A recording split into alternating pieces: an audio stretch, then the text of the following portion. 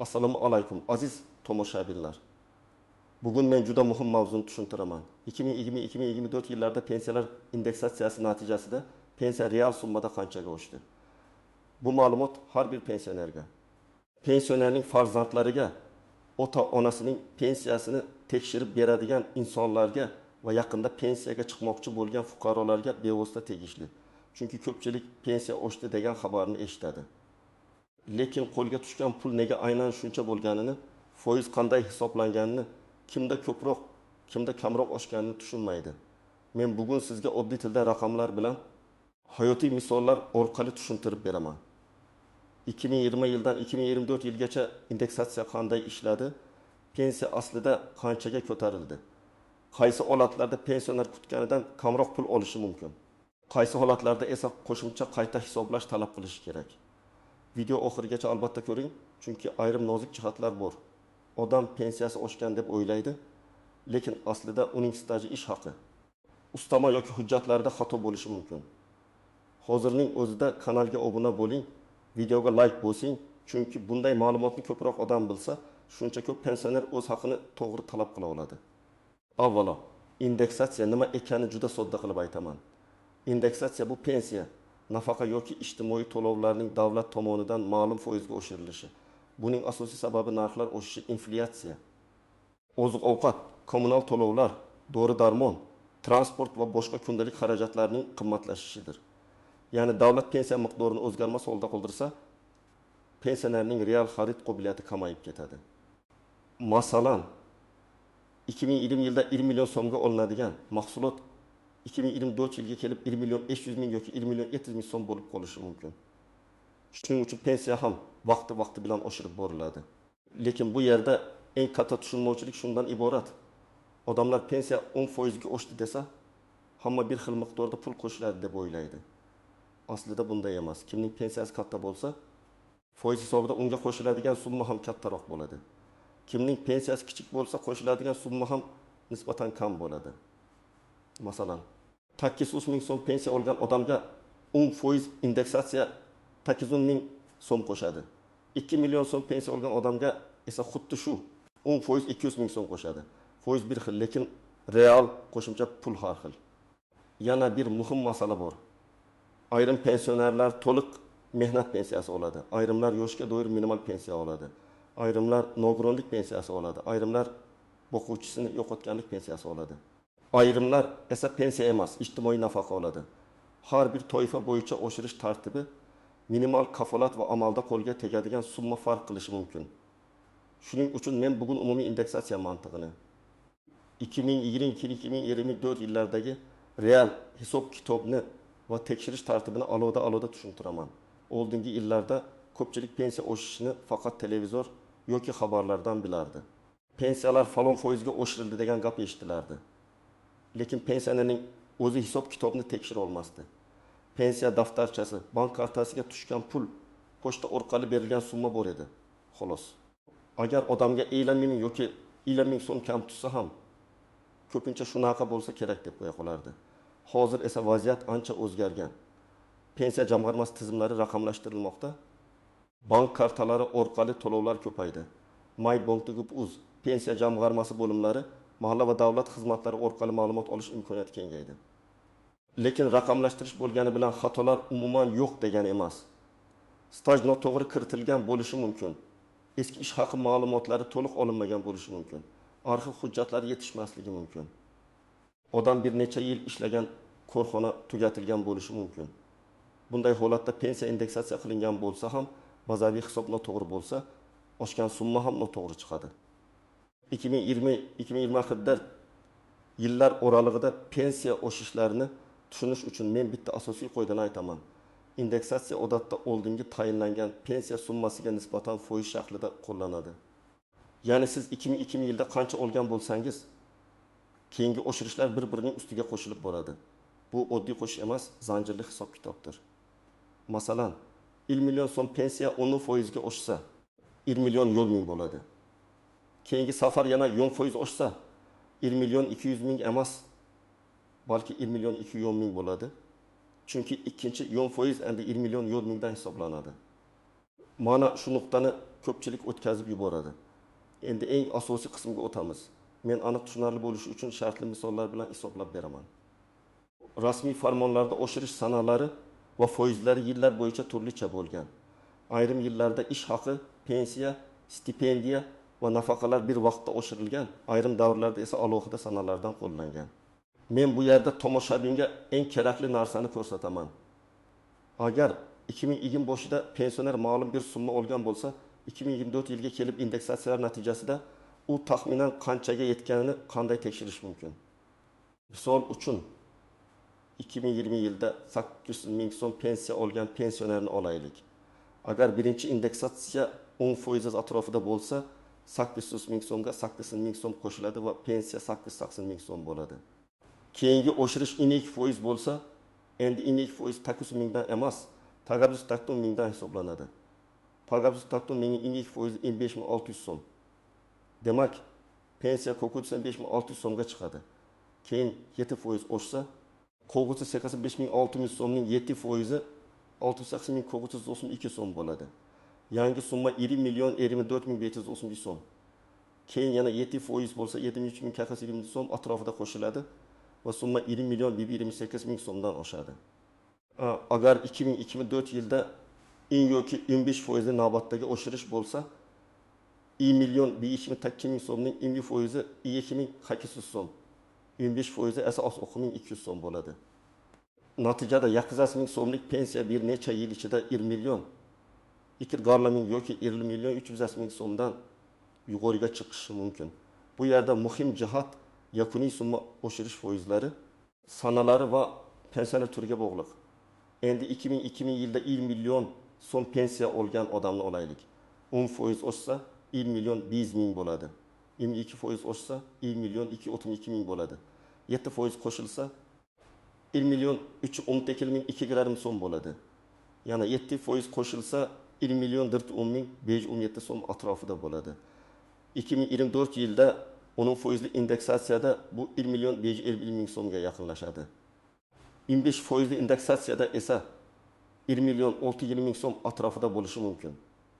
Demak, 2020 yildagi 1 million so'm pensiya bir necha indeksatsiyadan keyin taxminan 500-600 ming so'mga oshgan ko'rinadi. Lekin savol tug'iladi. Bu real hayotda yetarlimi? Albatta narxlar ham oshgan. Shuning uchun pensioner faqat nominal o'sishga emas, real xarid qobiliyatiga ham qarash kerak.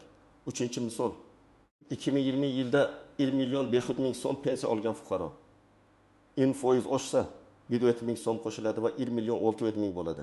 22% oshsa 190 ming so'm qo'shiladi va 1 million 990 ming so'm bo'ladi. 7% oshsa taxminan 129 ming 306 so'm qo'shiladi va 1 million 977 ming 306 so'm bo'ladi. Keyingi 7% da yana 138 ming so'mdan ortiq qo'shilib 2 million 511 ming so'mga yaqinlashadi. 2024 yildagi keyingi oshirish 10-25% oralig'ida bo'lsa, 211 mingdan 317 ming so'mgacha qo'shimcha bo'lishi mumkin. Shunda yakuniy summa 2 million 326 ming yoki 2 million 432 ming so'm atrofida chiqadi. Ko'ryapsizmi? Foiz bir xil bo'lsa ham, pensiyasi kattaroq bo'lgan odamga qo'shilgan real summa kattaroq. Endi kimlar pensiyasini albatta tekshirtirish kerakligini aytaman. Birinchi toifa. Pensiyasi yillar davomida juda kam o'sgandek tuyulayotgan odamlar. Masalan, siz 2020 yilda 900 ming so'm olgansiz, 2024 yilda esa atigi 1 million 2 ming yoki 1 million 1 ming so'm olayotgan bo'lsangiz. Bu holatni tekshirish kerak. Chunki bir necha indeksatsiyadan keyin o'sish bundan kattaroq bo'lishi mumkin edi. Albatta, ushlab qolishlar, aliment qarzdorlik, bank krediti yoki boshqa ijro hujjatlari bo'lsa, qo'lga tegadigan summa kamayadi. Lekin tayinlangan pensiya miqdori alohida, qo'lga tushgan miqdor alohida tekshiriladi. Ikkinchi toifa, pensiyaga chiqishda ish staji to'liq hisobga olinmagan odamlar. Masalan, odam 35 yil ishlaganman deydi. Lekin pensiya hujjatlarida 25 yil ko'rsatilgan bo'lishi mumkin. Nega? Chunki ayrim korxonalardan ma'lumot topilmagan, orqadan ish haqi dalolatnomasi kelmagan. Mehnat daftarchasida muhrni aniq bo'lgan yoki ishga qabul qilish bayroqdan chiqarish sanalari to'g'ri rasmiylashtirilmagan bo'lishi mumkin. Bunday holatda indeksatsiya qilingan pensiya ham noto'g'ri asosdan oshadi. Ya'ni 20 million 500 ming bo'lishi kerak bo'lgan pensiya 20 million, 1 mingdan indeksatsiya qilinib yurishi mumkin. Uchinchi toifa nogironlik pensiyasi yoki boquvchisini yo'qotganlik pensiyasi oladigan oilalar. Bu to'lovlarda ham indeksatsiya bo'ladi. Lekin hisoblash tartibi oluvchilar soni, nogironlik guruhi, bola yoshi, o'qiyotgan yoki o'qimayotgani kabi jihatlar muhim. Masalan, boquvchisini yo'qotganlik pensiyasini bir oilada 2 nafar bola olsa, bolalardan biri 12 yoshga to'lganda, agar kunduzgi ta'limda o'qishini tasdiqlamasa, to'lov kamayishi yoki to'xtashi mumkin. Odam esa buni indeksatsiya kam bo'ldi deb o'ylaydi. Aslida sabab boshqa bo'ladi. 4-toifa minimal pensiya yoki ijtimoiy nafaqa oluvchilar. Bu yerda davlat minimal kafolatlarni belgilaydi. Ba'zan foizli indeksatsiya bilan birga eng kam pensiya miqdori ham qayta ko'rib chiqiladi. Shuning uchun ayrimlarda pensiya foizdan ko'ra boshqacharoq o'zgaradi. Masalan, odamning hisoblangan pensiyasi 6,5 ming so'm bo'lsa, lekin amaldagi eng kam yoshga doir pensiya miqdori bundan yuqori bo'lsa, unga minimal kafolat darajasigacha yetkazib berilishi mumkin. Bu holatda menga 10% qo'shilmadi degan savol tug'iladi. Lekin aslida uning to'lov minimal daraja bilan bog'liq bo'ladi. Xavotir olmasligi mumkin bo'lganlar kimlar? Agar siz har bir indeksatsiyadan keyin pensiya xabarnomasini olgan bo'lsangiz, bank kartasiga tushgan summa va pensiya jamg'armasidagi tayinlangan summa mos bo'lsa, ushlab qolishlar yo'q bo'lsa, staj va ish haqi ma'lumotlari to'liq tasdiqlangan bo'lsa, odatda jiddiy muammo bo'lmaydi. Lekin men baribir yilga kamida bir marta pensiya miqdorini tekshirib turishni maslahat beraman. Chunki odam o'z haqini o'zi nazorat qilmasa, xatoni boshqalar har doim ham ko'rmaydi. Birinchi hayotiy vaziyatni olaylik. Onaxon 2020 yilda 750 ming so'm pensiya olgan. U har gal pensiya oshdi degan xabarni eshitgan, lekin kartasiga ba'zan 10 ming, ba'zan 6 ming, ba'zan 10 ming so'm ko'proq tushgan. 2024 yilga kelib pensiyasi 1 million 1,3 ming so'm bo'lgan. Farzandi hisoblab ko'rsa taxminan to'g'ri ko'rinadi. Lekin keyin ma'lum bo'ladiki, onaxonning 6 yillik ish staji hisobga olinmagan. Arxivdan hujjat olib borilgandan keyin pensiya qayta hisoblanadi. Bu yerda indeksatsiya noto'g'ri emas, asosiy pensiya summasi past hisoblangan bo'lgan. Qayta hisoblangach, keyingi indeksatsiyalar ham yangi summaga nisbatan qo'llanadi. Ikkinchi vaziyat. Otaxon 2020 yilda 1 million 200 ming so'm pensiya olgan. 2024 yilda 1 million 200 ming so'm atrofida olmoqda. U nega qo'shnim 2 milliondan oshiq olyapti, meniki kam deb o'ylaydi. Tekshirilganda qo'shnining ish haqi bazasi yuqori, staji uzun, zararli yoki maxsus sharoitlarda ishlagan yillari borligi aniqlanadi. Demak, ikkala odam ham bir mahallada yashaydi, yoshi yaqin, lekin pensiya hisoblash bazasi har xil. Indeksatsiya foizi bir xil bo'lsa ham yakuniy pensiya bir xil bo'lishi shart emas. Uchinchi vaziyat. Bir ayol boquvchisini yo'qotganlik pensiyasini farzandi uchun oladi. 2023 yilda to'lov oshadi. 2024 yilda esa kutilgandan kamroq tushadi. U indeksatsiya noto'g'ri bo'ldi deb o'ylaydi. Aslida farzandining ta'lim ma'lumotnomasi vaqtida topshirilmagan bo'ladi yoki tizimda yangilanmagan bo'ladi. Hujjat topshirilgandan keyin to'lov qayta tiklanishi mumkin. Bu misol shuni ko'rsatadiki, pensiya va nafaqalarda faqat foizni bilish yetarli emas, hujjatlarning amal qilish muddati ham muhim. 4-vaziyat. Pensioner bankdan kredit olgan va pensiya kartasidan oyma-oy ma'lum summa yechiladi. Davlat pensiyani oshirgan. Masalan, 1,5 ming so'm qo'shilgan. Lekin kartaga qaraganda odam atiga 7 ming so'm farq sezadi. Sababi kredit to'lovi yoki boshqa ushlab qolish oshgan summaning bir qismini yeb qo'ygan bo'lishi mumkin. Shuning uchun men doim aytaman, tayinlangan pensiya miqdorini bankka tushgan sof pul bilan adashtirmang. Siz pensiya jamg'armasidan aynan tayinlangan umumiy pensiya summasini so'rashingiz kerak. Birinchi nozik jihat. Indeksatsiya hamma vaqt oyning birinchi kunidan siz kutgan shaklda sezilmasligi mumkin. Farmonda belgilangan sana muhim. Agar oshirish, masalan, oyning o'rtasidan emas, aniq bir sondan belgilansa. To'lovlar qayta hisob-kitob qilinadi.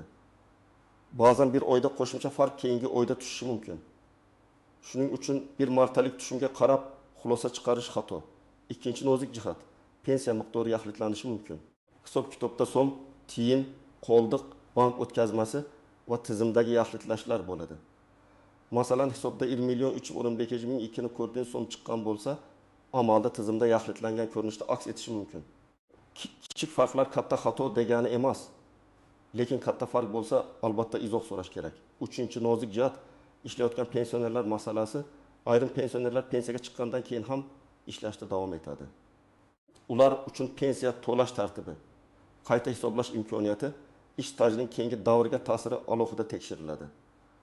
Agar siz pensiyaga chiqqaningizdan keyin yana bir necha yil rasmiy ishlagan bo'lsangiz, bu ma'lumotlar keyinchalik qayta hisoblashga asos bo'lishi mumkin. Lekin bu avtomatik tarzda har doim darhol qo'shilib ketadi deb o'ylamaslik kerak. Tegishli ariza va hujjatlar talab qilinishi mumkin. 4-nozik jihat. Eski ish haqi ma'lumotlari. Pensiya hisoblashda ish staji bilan birga ish haqi ham ahamiyatli. Ba'zi fuqarolarning eski yillardagi oyliklari arxivda past ko'rsatilgan yoki umuman topilmagan bo'ladi. Natijada pensiya minimalroq chiqadi. Indeksatsiya esa mavjud pensiyani oshiradi. Yo'qolgan ish haqini o'zi topib bermaydi. Shuning uchun agar siz yoki ota-onangiz yaxshi lavozimda ishlagan bo'lsa, lekin pensiya juda past bo'lsa, eski ish haqi ma'lumotlarini qayta tekshirtirish kerak. 5-nozik jihat. Pensiya turi o'zgarganda hisob-kitob. Masalan, nogironlik pensiyasidan yoshga doir pensiyaga o'tish, o'quvchisini yo'qotganlik pensiyasidan boshqa turdagi to'lovga o'tish, nafaqadan pensiyaga o'tish holatlari bo'lishi mumkin. Bunday o'zgarishlarda indeksatsiya tarixi, minimal miqdorlar va yangi asoslar qayta ko'rib chiqiladi. Odam avval shuncha olardim, endi nega bunday deb hayron bo'ladi. Sababi to'lov turi o'zgarganda hisoblash formulasi ham o'zgarishi mumkin. Endi eng muhim amaliy qism, siz nima qilishingiz kerak? Birinchi qadam. 2020 yildan 2024 yilgacha har yil bo'yicha olgan pensiya summalaringizni yozib chiqing. Agar bank kartasiga tushgan bo'lsa, bank ilovasidan yoki bank filialidan ko'chirma oling. Agar pochta orqali olgan bo'lsangiz, eski kvitansiyalar, xabarnomalar, daftar yozuvlari bo'lsa yig'ing. Maqsad bitta. Pensiya qachon qanchaga oshganini ko'rish. Ikkinchi qadam. Pensiya jamg'armasining tuman yoki shahar bo'limiga murojaat qiling va tayinlangan pensiya miqdori bo'yicha ma'lumot so'rang. Siz menga kartaga qancha tushganini emas, aynan tayinlangan pensiya summasi. Indeksatsiyadan keyingi hisob-kitob va ushlab qolishlar bo'lsa, ularning asosini ko'rsatib bering deb aytishingiz kerak. Chunki bankka tushgan pul bilan tayinlangan pensiya har doim bir xil bo'lmasligi mumkin. 3-qadam. O'z hujjatlaringizni tayyorlang. Pasport yoki ID karta, pensiya guvohnomasi, mehnat daftarchasi, arxiv ma'lumotnomalari, ish haqi to'g'risidagi ma'lumotlar, harbiy xizmat bo'lsa tasdiqlovchi hujjatlar.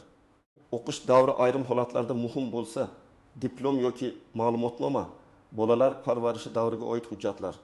Nogironlik bo'lsa tibbiy mehnat ekspertiza hujjatlari. O'quvchisini yo'qotganlik bo'lsa, o'lim guvohnomasi va oila tarkibi hujjatlari kerak bo'lishi mumkin. Har bir holat individual, lekin qancha ko'p asosli hujjat bo'lsa, qayta hisoblash imkoniyati shuncha aniq bo'ladi. 4-qadam. Yozma ariza bering. Og'zaki so'rash yetarli emas. Arizada shunday mazmunda yozish mumkin. Mening pensiyam 2020-2024 yillarda indeksatsiya qilingan summalari. Pensiya tayinlashda hisobga olingan ish staji va ish haqi ma'lumotlari. Shuningdek, ushlab qolishlar mavjud bo'lsa, ularning huquqiy asoslari bo'yicha yozma ma'lumot berishingizni so'rayman. Agar siz qayta hisoblashni xohlasangiz. Taqdim etilgan qo'shimcha hujjatlar asosida pensiyamni qayta hisoblab berishingizni so'rayman deb yozing. 5-qadam. Javobni kuting va javobni tushunmasangiz tushuntirish talab qiling. Rasmiy javobda raqamlar bo'ladi. Lekin oddiy odam uchun ba'zan murakkab ko'rinadi.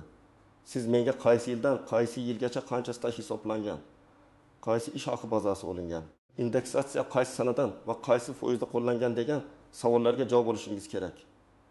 Agar javob umumiy bo'lsa, qayta murojaat qiling. 6-qadam. Agar xato bor deb hisoblasangiz, yugurib turuvchi tashkilotga yoki sudga murojaat qilish huquqingiz bor. Men hamisha avval pensiya jamg'armasi bo'limi bilan hujjat asosida ishlashni tavsiya qilaman. Ko'p masalalar arxiv ma'lumotnomasi yoki noto'g'ri kiritilgan stajni tuzatish orqali hal bo'ladi.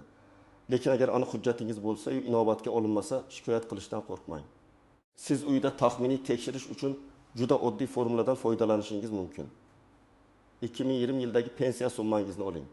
Keyin har bir indeksatsiya foizini ketma-ket qo'llang. Masalan, pensiya 20 million so'm bo'lsa va oshirishlar shartli ravishda o'rin foiz, 2%, 7%, 7%, 15% bo'lgan bo'lsa, hisob bunday bo'ladi. 20 million o'rin foizdan keyin 20 million 100 ming.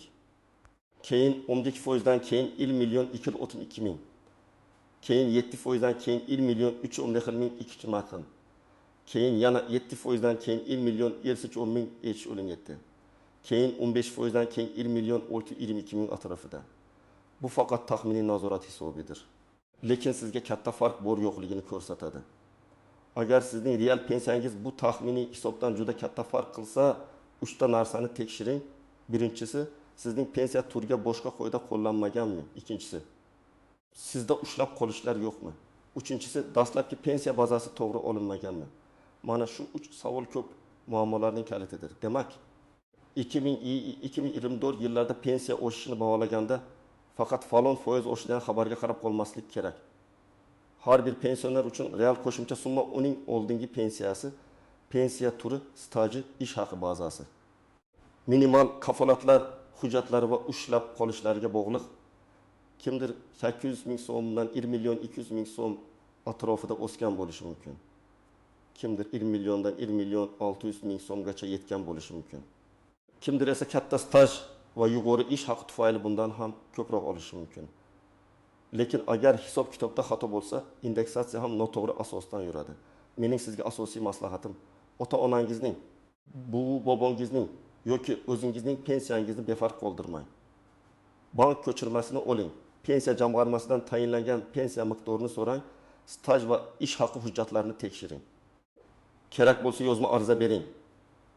Bu oddiy harakatlar ba'zan oyga 100 minglab so'm farqni aniqlab berishi mumkin. Agar sizning pensiyangiz 2020 yildan 2024 yilgacha qanchaga oshganini yozsangiz, izohlarda birga tahlil qilamiz.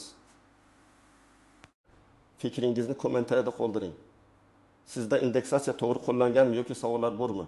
Videoga like bosing, kanalga obuna bo'ling va bu videoni pensioner qarindoshlaringizga yuboring. Chunki bu ma'lumotni bilgan odam o'z haqini aniqroq himoya qiladi.